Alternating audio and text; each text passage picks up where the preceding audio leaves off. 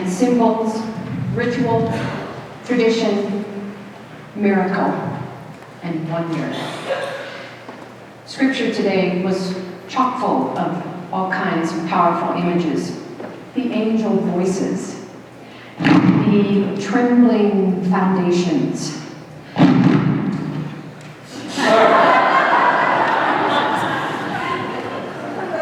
the otherworldly smoke, the live coal in the tongs with the lips.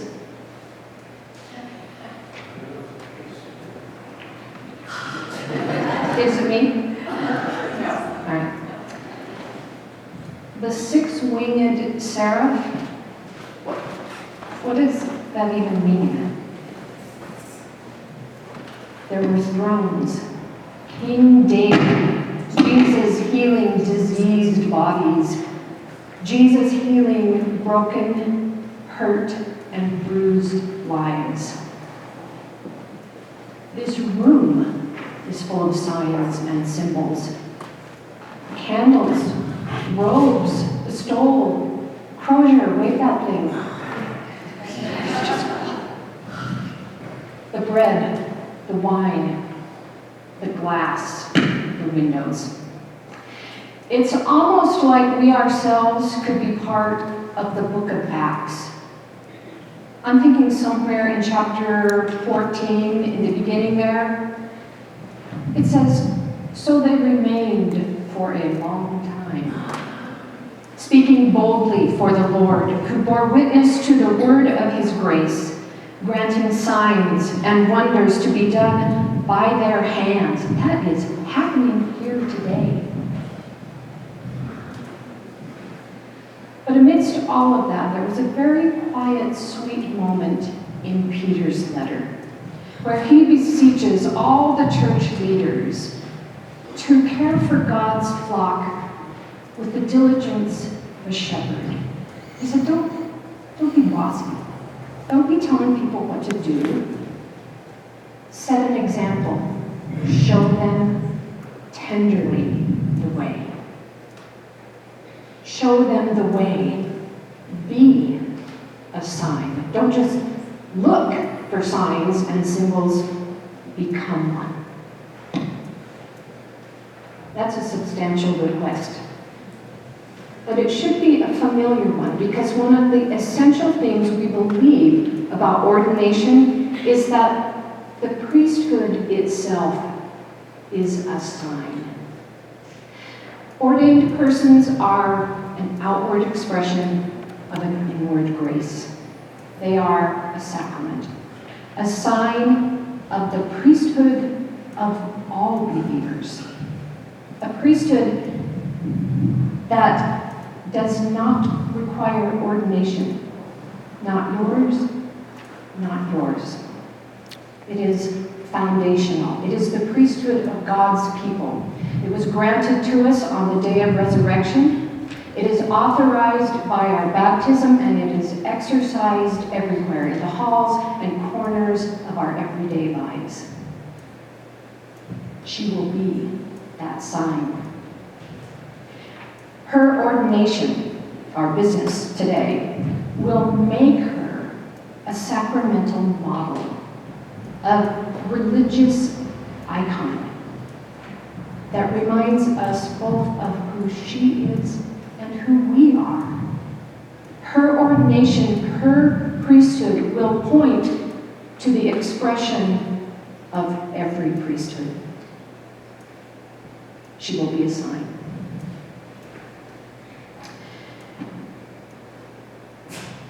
Now, because we are a postmodern people, we get distracted with the sign, and we forget to look at the site. And here in Wyoming, we're completely familiar with this tendency because we live among tourists. Tourists who get out of their car to take their picture at the gate at Yellowstone Park, but won't get out of their car to walk along the shores of its lake. Or people who spend way too much time in the gift shop and not enough time on the boardwalks at Old Faithful. I get it. Some of this is timing. I myself have stood next to the sign that says Steamboat Geyser in what must have been smack in the middle of its 50-day dry spell. So really you're just standing there looking at regular rocks, trying super hard to absorb the experience of Yellowstone Park. Nothing. And then too, I also know you can experience the site without the sign. In 1988, my soon-to-be husband Steve and I drove to Yellowstone to see the fires. Do you remember when it was just ablaze? There weren't any signs for that. But let me tell you, those flames were spectacular. And the smoke was just otherworldly, blotting out the sun, and it shook us to our foundations. It was on that same trip that we were parked in the parking lot at the upper falls of the river in Steve's pickup that he had driven down from Anchorage. I'm a native Wyomingite, so we were drinking Coors out of cans. And a group of tourists starts to shuffle by, and a man stops in front of the truck and he digs out his camera. And it's a real camera with film, because this is 31 years ago. We didn't have cell phones or digital cameras, so he gets out his real camera with his real phone, and he goes like this.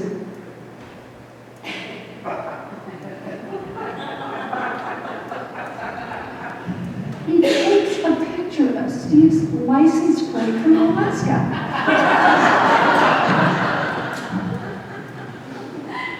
Not the truck on which the plate was, nor the Alaskan that was actually sitting in the driver's seat behind the windshield.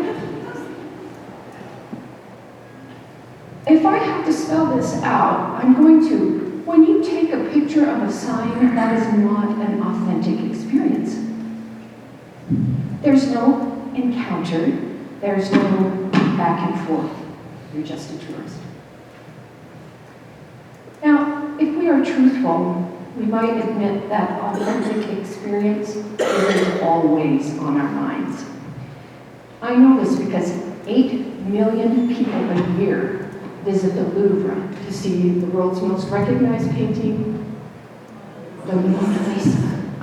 And I understand that this is not really that great an experience. She is sealed behind bulletproof glass, and the velvet rope out front keeps you 10 feet away from her. And there is an ocean of people with their arms taking pictures in your line of sight. I'm so sorry. This can't be meaningful, and yet 8 million people a year do it. The interesting thing is that the glass itself is now part of the painting's identity and experience. It now marks the painting like a sign. When people visit her in the Louvre, people say, "Oh, that must be the Mona Lisa, it's the one behind glass." Not, "Oh, that's the Mona Lisa because it's the Mona Lisa, the most recognized painting in the world." The sign, the bulletproof glass, has been a sign of value and meaning that overshadows the beauty of the portrait and her invitation to just fall into that enigmatic smile, or to wonder, why are her hands placed like that? What does that mean?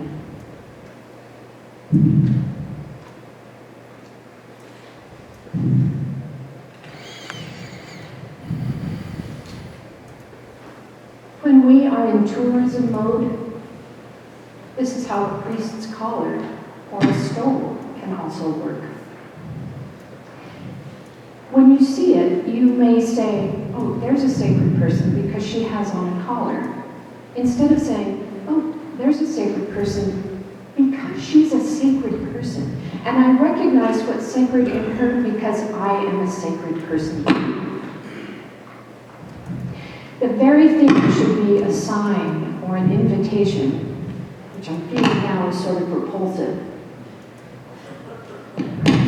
It should be an invitation.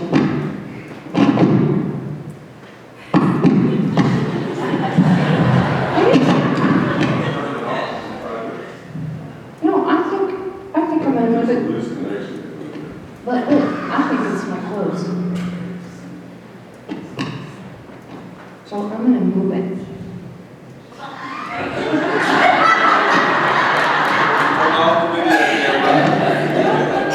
Please don't take any pictures. This is not a tourism moment. Better? You think I could stand still in that pulpit?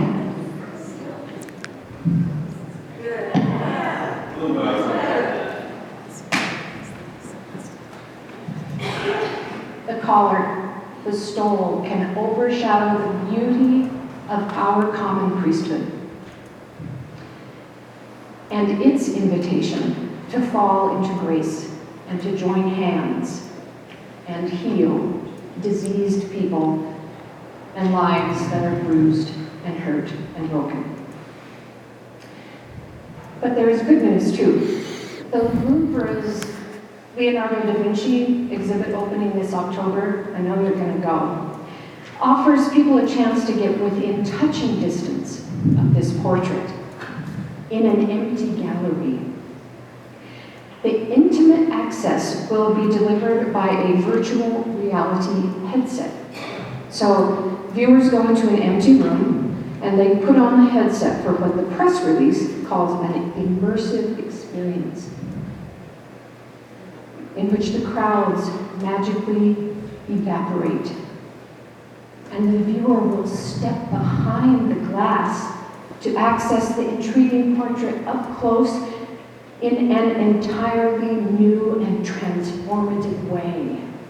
That's what I'm talking about.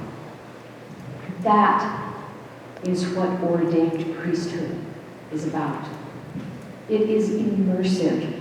Embodied priesthood invites us to step behind the glass into the glorious, symbolic, spectacular, authentic, holy, in a transformative and interactive way. That Lara will do this well, I have no doubt. Years ago, we were together at a training at Thomas the Apostle Center in Cody. And it was a beautiful August evening, and as part of worship, she took our group outside to watch the sun setting behind rattlesnake and cedar and sheep and heart mountains. She didn't speak a word, but she sang with that angel voice. The Nunc Dimittis, Lord, you now have set your servant free. And her lips purified the air, and the blazing orange clouds and the smoky mists that rolled around the deep foundations of all those mountains. And it drew us all into companionship together and in community with creation. It was a simple, tender moment, and I knew exactly what it meant. It was a good sign. Well, today we do act like the book of Acts. We are about to bear witness to the world and word of His grace, granting signs and wonders to be done by our hands. It's happening here, and it's happening out there. The call to priesthood, Lara's, mine, yours, comes to us in signs and symbols and visions and dreams. And if the timing is right, it comes gushing out of the rocks like a geyser or in spectacular blazing flames. It is exercised on the lake shores and the boardwalks and in empty galleries, behind windshields, with bread and with wine, among our friends and neighbors, in realities of every kind. Blessings on Lara and her priesthood to come, an outward expression of inward grace, to be sure. Blessings on all of us in our priesthood and in our baptism as we search for meaning and for what is sacred in each other and in creation. May we all be signs, tenderly showing the world the way to real life.